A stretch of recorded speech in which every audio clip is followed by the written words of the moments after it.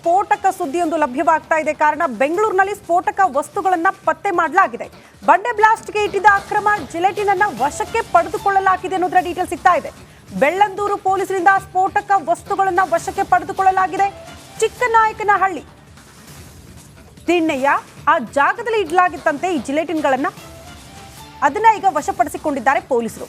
ಪರವಾನಗಿ ಇಲ್ಲದೆ ಅಕ್ರಮವಾಗಿ ಸ್ಫೋಟಕ ವಸ್ತುಗಳನ್ನು ಸಂಗ್ರಹ ಮಾಡಿಡಲಾಗಿದೆ ಅನ್ನುವಂತಹ ವಿಚಾರ. ಬೆಳ್ಳಂದೂರು ಪೊಲೀಸ್ ಠಾಣೆಯಲ್ಲಿ ಪ್ರಕರಣ ಕೂಡ ದಾಖಲಾಗಿದೆ.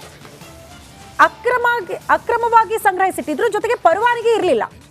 ಹಾಗಾಗಿ ದಾಳಿ ಮಾಡಿ ಅದೆಲ್ಲವನ್ನ ಕೂಡ ವಶಕ್ಕೆ ಪಡೆದುಕೊಂಡಿದ್ದಾರೆ ಪೊಲೀಸರು.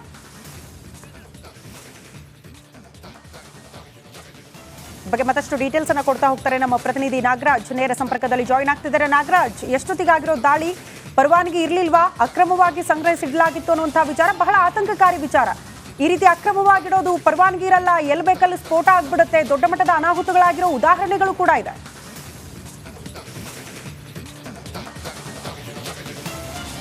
ಖಂಡಿತ ಶ್ರುತಿ, ಏನು 2 ದಿನದ ಹಿಂದೆ ಬೆಳ್ಳಂದೂರು ಪೊಲೀಸರು ಏನು ಈ ಹಿಂದೆ ನಗರದಲ್ಲಿ ಕೆಲವು ಕಡೆ ರಾಮೇಶ್ವರಂ ಕೆಫೆ ಸ್ಫೋಟ ಇರ್ಬೋದು, ಕೆಲವು ಸ್ಫೋಟ ಮತ್ತು ಕೆಲವೊಂದು ಆತಂಕಕಾರಿ ವಿಚಾರಗಳ ಹಿನ್ನೆಲೆಯಲ್ಲಿ ಗಸ್ತು ತಿರುಗ್ತಾ ಇರಬೇಕಾದ್ರೆ ಮತ್ತು ಈ ಕಲ್ಲು ಗಣಿಗಾರಿಕೆಗಳು ನಡೆಯುವಂಥ ಜಾಗದಲ್ಲಿ ಗಸ್ತು ಮಾಡ್ತಾ ಇರಬೇಕಾದ್ರೆ ಚಿಕ್ಕನಾಯಕನಹಳ್ಳಿ ದಿನ್ನೆ ಬಳಿ ಒಂದು ಅಕ್ರಮವಾಗಿ, ಅಂದರೆ ಯಾವುದೇ ಪರವಾನಗಿಯನ್ನು ಪಡೆದುಕೊಳ್ಳದೆ ಅಲ್ಲಿ ಜಿಲೆಟಿನ್ ಮತ್ತು ಎಲೆಕ್ಟ್ರಿಕ್ ಡಿಟೋನೇಟರ್ಗಳನ್ನು ಇಟ್ಕೊಂಡಿದ್ರ ಬಗ್ಗೆ ಮಾಹಿತಿ ಸಿಗುತ್ತೆ. ಅಲ್ಲಿಗೆ ಹೋಗಿ ಒಂದಷ್ಟು ಕಂಪ್ರೆಸರ್ಗಳನ್ನು ಹೊಂದಿರತಕ್ಕಂಥ ಟ್ರ್ಯಾಕ್ಟರ್ಗಳಿಗೂ ಜೊತೆಗೆ ಜಿಲೆಟಿನ್ ಜೊತೆಗೆ ಎಲೆಕ್ಟ್ರಿಕ್ ಡಿಟೋನೇಟರ್ಗಳನ್ನು ವಶಪಡಿಸ್ಕೊಂಡಿರ್ತಕ್ಕಂಥದ್ದು. ಇನ್ನು ಈ ಒಂದು ಟ್ರ್ಯಾಕ್ಟರ್ ಮಾಲೀಕರ ಮೇಲೆ ಎಕ್ಸ್ಪ್ಲೋಸಿವ್ ಆ್ಯಕ್ಟ್ ಅಡಿಯಲ್ಲಿ ಪ್ರಕರಣವನ್ನು ದಾಖಲು ಮಾಡಿದ್ದಾರೆ. ಆದರೆ ಈ ಮಾಲೀಕರು ಯಾರು, ಯಾಕೆ ಇವರು ಏನು ಕಲ್ಲು ಗಣಿಗಾರಿಕೆಗೆ ಪರವಾನಗಿ ಪಡೆದಿದ್ದರೆ ಜೊತೆಗೆ ಈ ಒಂದು ಸ್ಫೋಟಗಳನ್ನು ಬಳಸಲಿಕ್ಕೂ ಸಹ ಆ ಪರವಾನಗಿಯನ್ನು ತೆಗೆದುಕೊಳ್ಬೇಕಾಗುತ್ತೆ. ಆದರೆ ಇವುಗಳನ್ನು ಮಾಡದೇ ಇರೋ ಕಾರಣಕ್ಕೆ ಇದನ್ನು ಸೀಸ್ ಮಾಡಿರ್ತಕ್ಕಂಥದ್ದು.